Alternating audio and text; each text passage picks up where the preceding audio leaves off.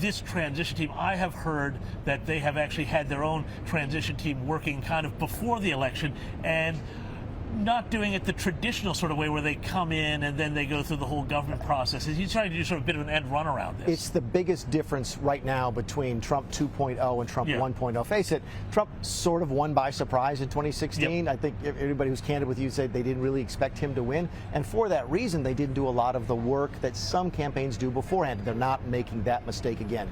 They have been working hard on vetting candidates, identifying candidates, working on policy issues for the last several months. So where do you think then that some of these big names that we've been talking about, Elon Musk, RFK Jr., some of the others, where are they going to wind up landing? Are they going to wind up with cabinet positions, or are they going to be given sort of czar roles? Where do these guys land? My guess is it's going to be that overused czar terminology for a variety of reasons.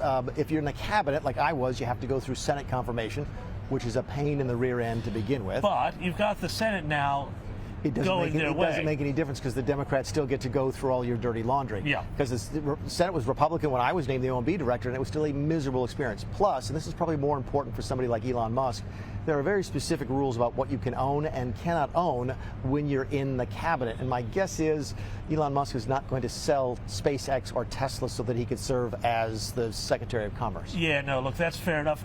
One of the other things, Mick, that's really struck me too, just going through the numbers coming out of this whole election process has been just how poorly the Democrats did. And the thing that's really struck me is that even in their strong Democrat strongholds, my hometown of New York City, for example, places like Texas, they've really, the shine is off them. And it feels to me like just traveling around, even in places like LA, I've met a lot more people who were willing to come out and say they were pro-Trump than I did in 2020 and certainly in 2016. The thesis going into the election amongst the chattering class, of which I'm a member here, was that the red states were getting redder and the blue states were getting bluer. Yeah. That turned out to be completely false. Almost every state, I think except one, moved somewhat to the right. Some of them moved very, very hard to the right, including California, New York, New Jersey. Look at Donald Trump only lost New Jersey by 5 percentage points. Yeah. And that's fewer than he lost in Virginia 4 years ago. So, if you look at the last 20 years of American politics, and particularly since 2008,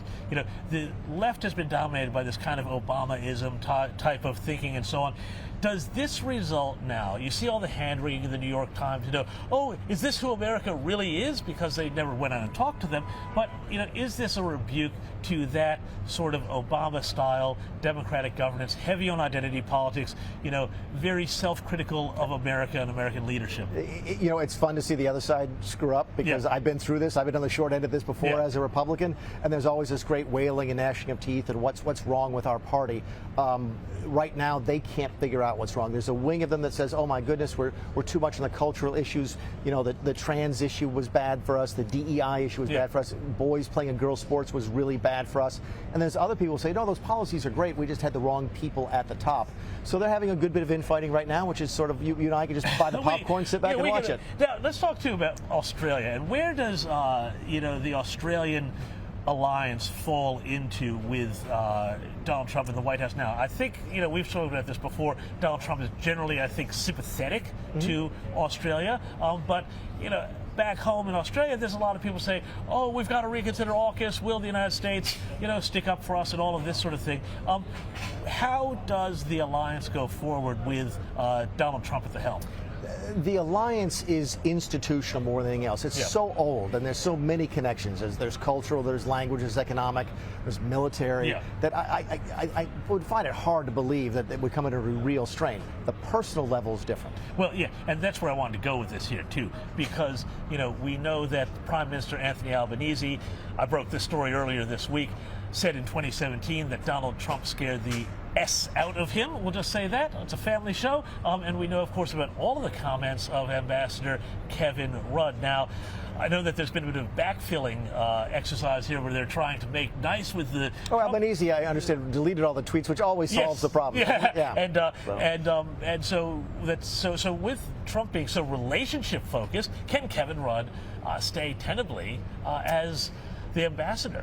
The answer is yes, But there's work to do. I mean, look, Donald Trump is a person. Just because you get elected president doesn't mean you become this superhuman being. He's an ordinary person. You and I are ordinary people. If I said something bad about you on Twitter, well, thank you very much.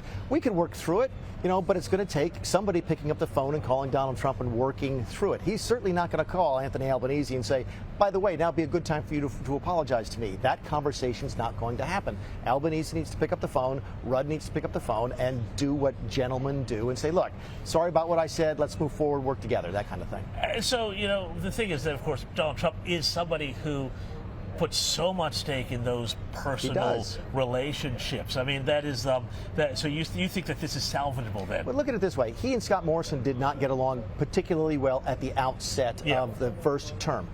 By 2019, 2 years later, when I was the chief of staff, we hosted Australia in a formal state dinner on the back lawn of the White House. We only did that twice in the first Trump term. One for France, which is a historical sort of obligation of the President of the United States, and once for Australia. So that's how easy it is to fix relationships, but you have to try. Mick Mulvaney, thanks so much for your time. Good to see you, my friend. Great to see you.